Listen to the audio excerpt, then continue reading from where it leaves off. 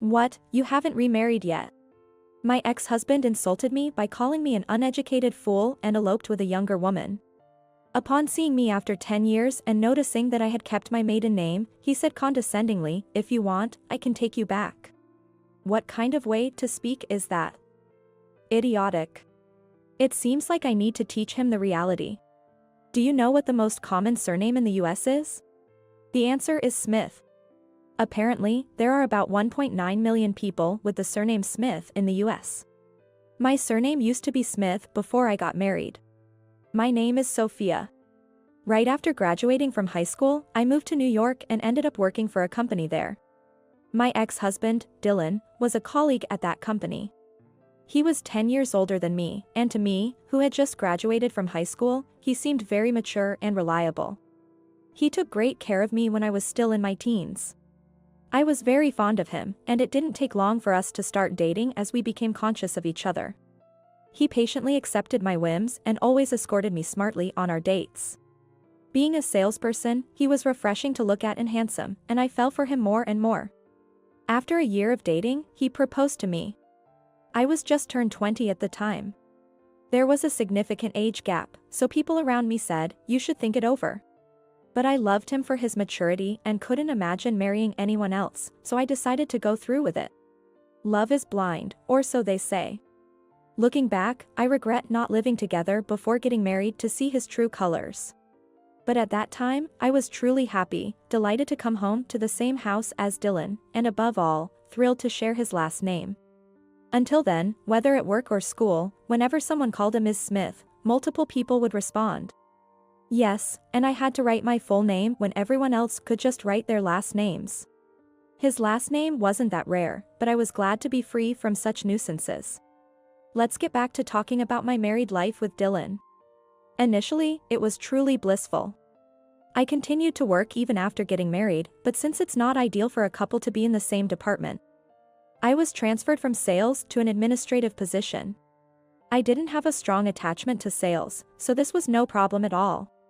In fact, since I wasn't good at sales, I even felt lucky. We shared household chores and helped each other out. "You'll handle the cooking, I'll do my best with everything else," Dylan would say, actively doing his part. We hardly interacted at work. But when we leave the office at the same time, we'd leave the office together and shop for dinner on our way home. It was a very happy time. However, after 3 years of marriage, things gradually started to go awry. First, our clock-out time no longer matched up.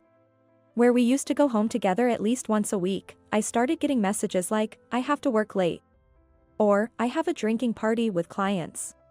Being in a different floor from Dylan, who was in sales, I couldn't grasp the situation. Unlike administrative roles where I can leave at regular hours, I fully understood that sales involved a lot of networking and could be very busy. Despite feeling lonely, I tried to accept it as part of the job. Then, Dylan stopped doing household chores altogether. One night, before a day off, he texted, "I'll be working late, so go ahead and sleep," so I prepared dinner and went to bed early. When I woke up in the morning, the used dishes were still on the table. There was trash from alcohol and snacks scattered around, and his suit was discarded all the way from the entrance to the living room. And there he was, snoring on the sofa, belly out. He probably hadn't taken a shower or brushed his teeth before passing out after drinking. Seeing Dylan's sloppy appearance for the first time left me stunned for a moment, but realizing this couldn't go on, I said, "Wake up, or you'll catch a cold."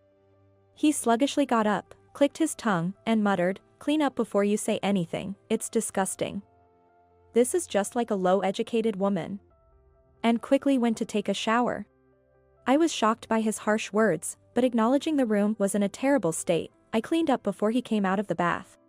After his shower, he just lounged on the sofa watching TV, showing no intention of doing any household chores on his day off. Thinking, he's tired from working overtime, it's hard to ask him to do more. I couldn't bring myself to say anything.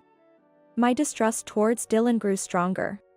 Initially, it was just his neglect of household duties, but then he started to demean my character and work.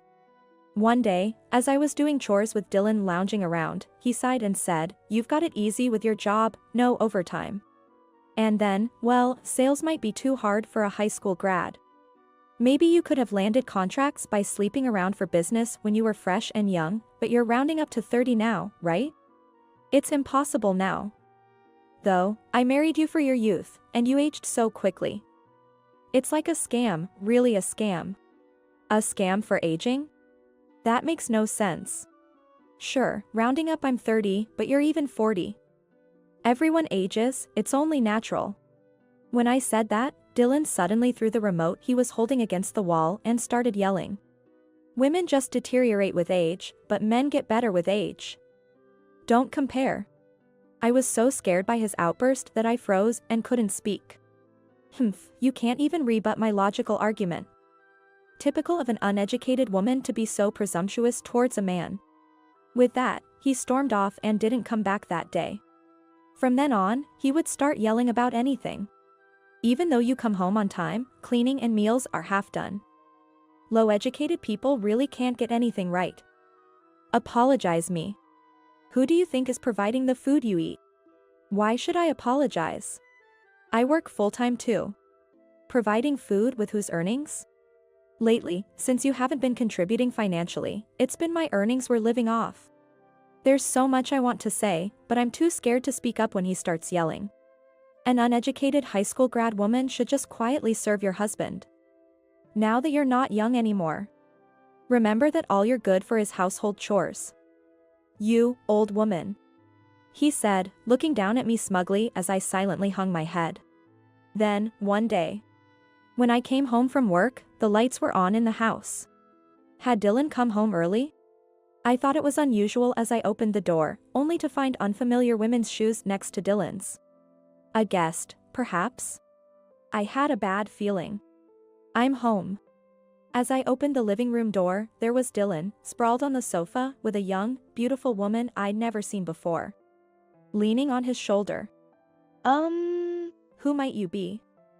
A guest. I couldn't grasp the situation and just looked back and forth between their faces. Seeing me, they both started laughing. Just like you said. She's just an ordinary old lady, hilarious. The woman, despite her beautiful face, was laughing crudely, clapping her hands. It reminded me oddly of a stuffed monkey I once saw that played the tambourine. This is Olivia. She just graduated from university. Unlike you, she's a well-educated lady. I'm starting a new life with her. I can't stand being with an old woman like you anymore. We're getting divorced today. He said so coldly. It's your fault for getting older and deteriorating after being young and cute when we first met. Low education really is no good. The divorce is all your fault. I was shouted at by Dylan and had no choice but to accept the divorce. Now that you're of no use to me, let's go. She linked arms with Dylan and said, well, we're eloping now, as if to show off to me. Elopement. What about your job? What's going to happen to this house? I've quit my job. I'm starting my life over. The lease is cancelled. Leave by the end of the week. We're done, so don't follow or look for me. Bye. They left the house together, looking very much in love. I sat at the entrance in a daze for a while. After that, my memory becomes a bit hazy. I think I continued to go to work as usual. Before I knew it, I had moved to a new apartment, so I must have managed the move properly. It was about half a year after the divorce that I started to regain my composure. It was then that my colleagues at work started to say things like, so you got divorced. We were surprised when Dylan suddenly quit his job. You looked pale, but you seem to be doing much better now, and I could finally accept that the divorce was real. But strangely, I felt no emotion about it. I'm sorry for worrying everyone. I am okay now. I'll keep doing my best at work. I had recovered enough to respond with energy. From then on, I started my new life afresh. Living alone for the first time turned out to be more comfortable than I expected, and my job was fulfilling, so I spent busy but enjoyable days. And just like that, 10 years have passed since the divorce. I'm now 35, which rounds up to 40. At this age, I think to myself, 35 is still young. At 25, 10 years ago, I was practically a baby in the eyes of society. I'm still working at the same company as 10 years ago, but since it was a day off, I went shopping at a nearby mall. While resting on a bench after shopping, a man suddenly spoke to me. Eh? Are you Sophia? I turned towards the voice and saw a middle-aged man standing there. It's me. Wow, you haven't changed a bit. Hearing his voice unlocked a flood of memories. This middle-aged man was Dylan, who had eloped with a young, beautiful college graduate. But it's no wonder I didn't recognize him. He had aged considerably compared to the fresh and handsome man he was 10 years ago. I think he's 45 now, but he looked more like 65. A protruding belly, a thinning hairline. His face was covered in oily blemishes. Even though it wasn't midsummer, he was in a t-shirt, with sweat creating stains. And he smelled bad. I wonder what had happened to him over these 10 years. While I was still in shock, Dylan rambled on. Has it been 10 years? You must have been lonely without me, huh? Wait, you're still using the Smith as your surname? You must have been waiting for me because you couldn't forget me. He noticed the name tag on my bag and smirked. The sight of his dark, broken front teeth peeking through his slightly open mouth only added to his unkempt appearance. That woman I eloped with was only after money. When I changed jobs and my salary dropped, she took all the money and ran off. Even if a woman is young and well-educated, it's no good if she's not charming. You might be a high school grad and quite aged. But considering you waited for me, I might be willing to remarry you. What? Who do you think you are? I'll bring him back to reality. I'm already remarried, actually. Eh?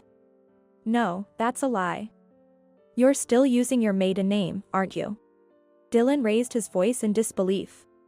Indeed, my surname is still Smith. How many Smith do you think there are in the US? My new husband's surname happens to be Smith too. No, that's a lie. There's no way a woman like you, aged and low-educated, could remarry so easily. I don't believe it. You don't even have a ring. I usually wear it all the time, but what bad timing. People around us were watching our conversation from a distance. Just then, a man intervened between Dylan and me, saying, "Please stop harassing her." Who are you? I'm Joshua, Sophia's husband. He is my husband now. Joshua joined our company, and for some reason, he fell in love at first sight with me, who was somewhat downcast after my divorce.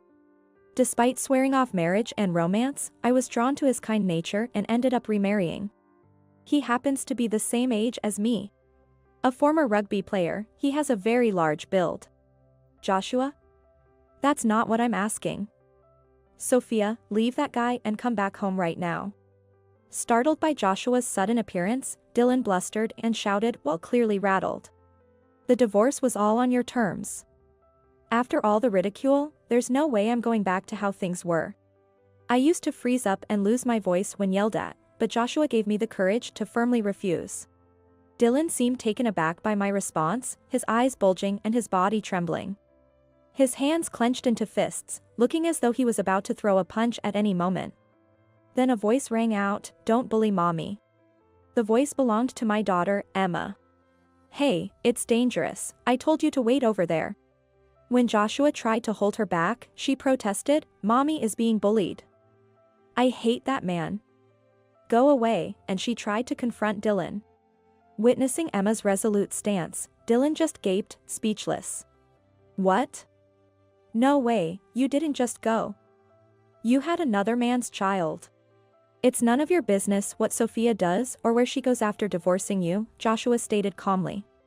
Dylan's face turned bright red with rage as he began to rant. I won't accept this. I won't acknowledge it. Sophia, come back. I'll forgive you now, and I'll even accept the child. I'll become the child's father. Be grateful. Every word he said was creepy, making my skin crawl. Joshua felt the same way. Emma's father is me. Stop this nonsense or I'll call the police. Contrary to Joshua, Dylan was getting more agitated. Damn it. If you weren't here. Damn it. For some reason, he charged at Joshua like a bull. But Joshua, unruffled, smoothly dodged him. His movement was as graceful as that of a matador.